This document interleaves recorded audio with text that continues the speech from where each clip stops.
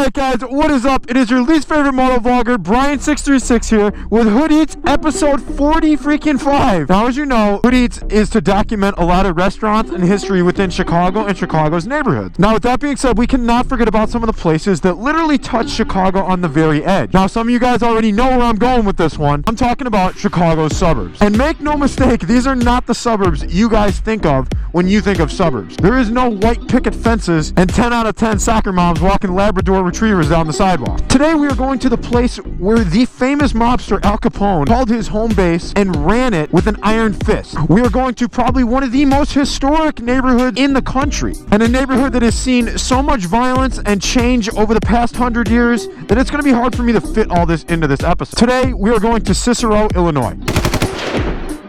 Today we are on the beautiful 2013 636. I know I don't get out on this bike as much as I really should. It's super reliable, it's super fun. So I'm gonna turn this thing on and let's get going.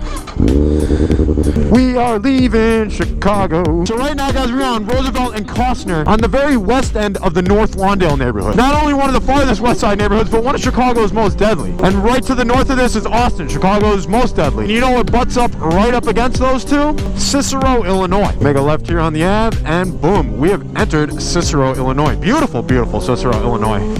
Now my history buffs, oh my god, are you guys in for a treat on this one. Because the things that happened here in the 20s, the things that happened here in the 90s, and even the stuff that's going on here present day, when people from around Chicago and around Illinois hear the word Cicero, they think of gangbangers. Whether you think of the old Italian mobsters like Al Capone and his gang, literally standing outside of election polls in the 20s here with Tommy guns, making sure people voted the politicians that they wanted be into office so that they could maintain their brothels and their gambling dens. Or whether you think of Cicero, Illinois today as one of Mexican gang members' biggest strongholds in the U.S. And I saw that firsthand during the riots when I was actually riding through Cicero. Gang members were literally getting out and communicating with police officers on where rioters were going, and they were tracking them. Basically, they were running the town. And it was crazy to see that in kind of today's era. Groups of young Cicero men doing some patrolling of their own. We caught up with this group as the sun began to set. Some carrying bats, others golf clubs, and a few with guns tucked in their pants. We just protecting our neighborhood. That's something that you kind of think is dead and gone. So now we are on Cermak and Cicero, also known as 22nd Street. And right there, right by where that currency exchange is, a little bit south of there actually, I'll pull into the parking lot there, used to be where the Hawthorne Inn was. This is literally where Al Capone and most of his Southside gang were based out of. Now why did Al Capone choose Cicero, and why is he so synonymous with Chicago if he's not really in Chicago? Well, I consider a suburb like Cicero just as much part of Chicago as almost all the Chicago neighborhoods. It had businesses like Western Electric that employed most of Chicago's population on the west side, and this street right here is the border between Chicago and Cicero. It means that at the time, if Chicago police were after you and you were running from them, or you were running away from sanctions that the city imposed or anything like that, what a better place to come than Cicero, because it's not technically Chicago, although it's only 7 miles from the Loop, which is closer than most Chicago neighborhoods are from the Loop. There's neighborhoods that are on the south side that are like 15 miles away from downtown. And on top of that, you get away from those pesky Chicago police that have been profiling you and your gang for years and years and years. You get a lot smaller government that you can have a lot more say over, and you get to set up all your brothels and gambling dens and pretty much all your rackets right here. What do you say, guys? I kind of want to pop it up. I haven't done a wheelie on this bike in a long time, but it's super windy out. Whoa! My God, is it windy!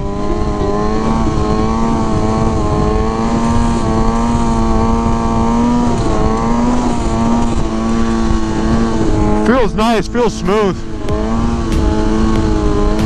See if I can jump into it.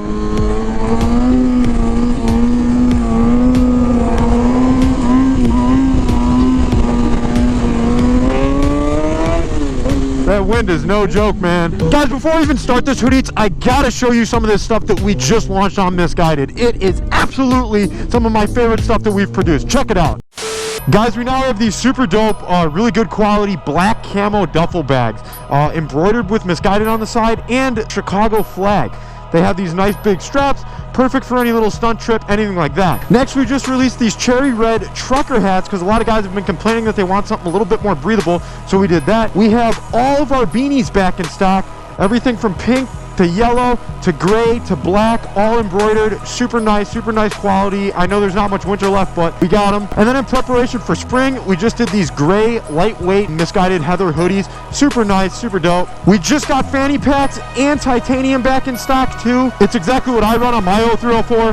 For all you stunters that don't want to have stuff in your pockets, these are super good items to have. And I'm super pumped about these too. We finally got misguided license plates for off-road use only. I'm running it on the 0304. It's super nice, super good quality. It's like as thick as a credit card. And starting right now, for any order over $50, we're throwing in these limited edition Camo misguided stickers. Let's get back to this hoodie. It's on Cicero. I'm having a blast. Let's do it. Now this is kind of what the homes look like here in Cicero. Very similar to most of the west side, most of the south side. Brick bungalows, lines of them, just like that. Same exact reasons that we've talked about in other hoodies. When the Great Chicago Fire hit and everyone's homes were made of wood, it got burned the hell down. So a lot of the west side and these close west suburbs here are just that, brick bungalows. And people flocked here for the good schools that we're developing, the jobs that Western Electric and Sears Roebuck created in this neighborhood, and the good family environment that existed here. This neighborhood was predominantly white, predominantly Italian, all through the 20s, 30s, 40s, 50s. It wasn't until the 60s that this neighborhood really started to transform. This is really a blue-collar workers neighborhood.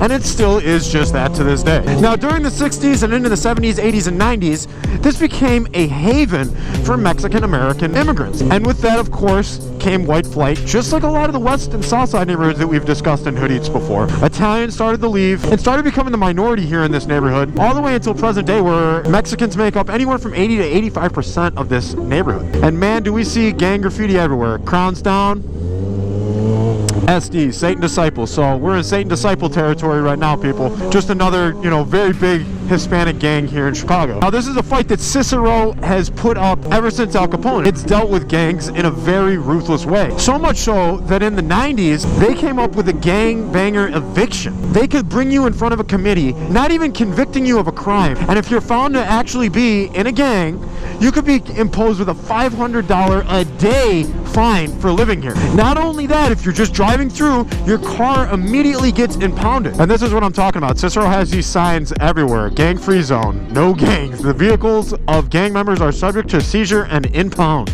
Town ordinance. So that means if they can prove that you're a gang member and you're here in Cicero, even if you're just driving through, they can seize your car, man. A lot of people had a lot of pushback of it. People feel like that's an infringement of their rights. They feel like it profiled Latinos, especially because, the neighborhood is 80% Hispanic. And of course, that's something that no one wants, Why do I want to, if this is where I went to school and where I work and everything like that, why do I want to get pulled out of my car, searched, have my car impounded, all this stuff just for being a suspected gang member? It's crazy, but that's what this town did in the late 80s, early 90s, and it's something that they still do. Lane split.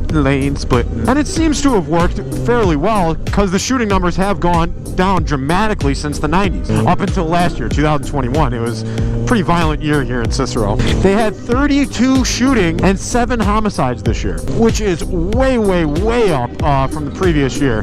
Hood Eats 40 freaking 5.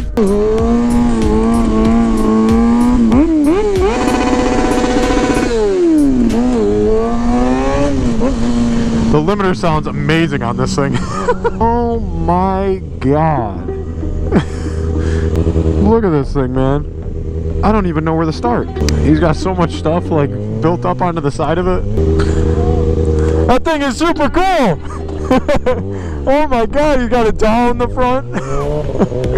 Bunch of clowns out here, man. We are going to my favorite taco spot in all of Chicago. I said it on my Instagram story a while ago. Some people got some hurt feelings about it, but with every person that got hurt feelings about it, I got 10 other people saying you're 100% right. Who would ever guess that you would find some of Chicago's best tacos in one of Chicago's most Hispanic neighborhoods? I know. Here we are, guys. Zaca Tacos. This thing's gonna be so full of salt and water, but I don't care. I needed to get out and ride. Let's go, baby. Hold on.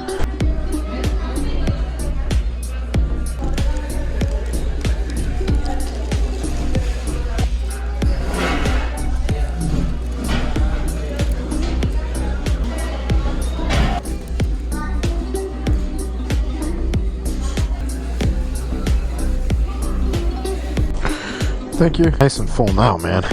I'm telling you, those tacos, I've had them a lot. and they never get old. Some of the best. I'm sorry I've been talking so much this whole vlog, guys. This is just close to where a lot of my family grew up. You know, the transition from Italian to Mexican, and a lot of the history here. Its proximity to a lot of Chicago's notoriously violent neighborhoods. It's just, there's a lot going on here. There's a lot of play here in Cicero, you know? Like I said, this is not like really your white picket fence type of suburbia that you think of. This is part of Chicago that just didn't get annexed. It is what it really is, you know?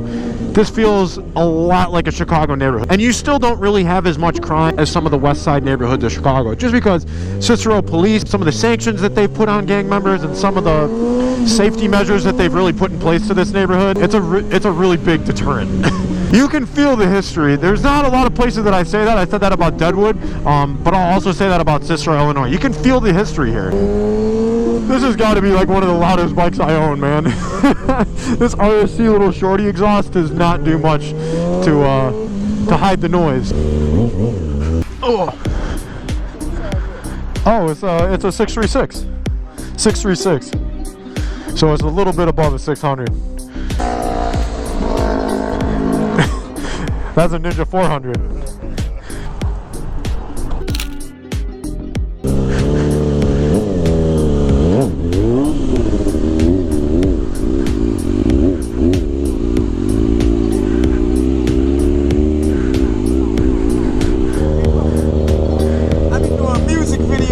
You got a number or something I can reach you? A Facebook or something? An Instagram? Second one, yep. Okay, well. Yes, sir. I'm James. They call me white boy. I got a record label. They call you what? White boy. They call you white boy? What do they call me then? White boy too. Awesome, man. White boy, good to meet you. So where we just were was one of many Cicero still gambling dens. Like, there's a lot of slot machines in there, and yeah, you can come out here and play the slots and smoke inside. It's very old school still. We found the pack, boys. Mid-Hood Eats. What up, my guy? You're fucking nice right now, bro. Hey, do I got... Oh, that's funny, man. We're out doing a Hood Eats, and I run into some of the guys. You guys might remember Luke from my last Hood Eats down in Jacksonville. Now we're just back on salt-covered roads, not in T-shirts. My guys still got the same swag on them, though. All right, guys, as we head back into Chicago, I'm going to stop this Hood Eats. What an absolutely amazing time. We had some great tacos. I got to cover more history than I think any other Hood Eats, and we got to get out on the new 636 in the middle of winter. This is amazing. Now, for anyone who has not watched all the other 44 episodes of Hood Eats just yet, make sure to check out my playlist. I'll leave it down in all the descriptions of all my Hood Eats, or just click on the hashtag below this video, Hood Eats, and you'll get the playlist there too. Bye, guys. As always, if you guys like the video, make sure to smash that like button down there. It really does help out the YouTube algorithm a lot. If you guys want to support my channel in that extra little way, check out my Patreon. It's down below in the description there. And if you're new here, please hit the subscribe button. My subscribers mean a lot to me. You guys are the reason I keep doing this. Look at the beautiful Sir Star out there. As always, guys, it's your least favorite motovlogger, Brian636, signing out. Love y'all. Peace.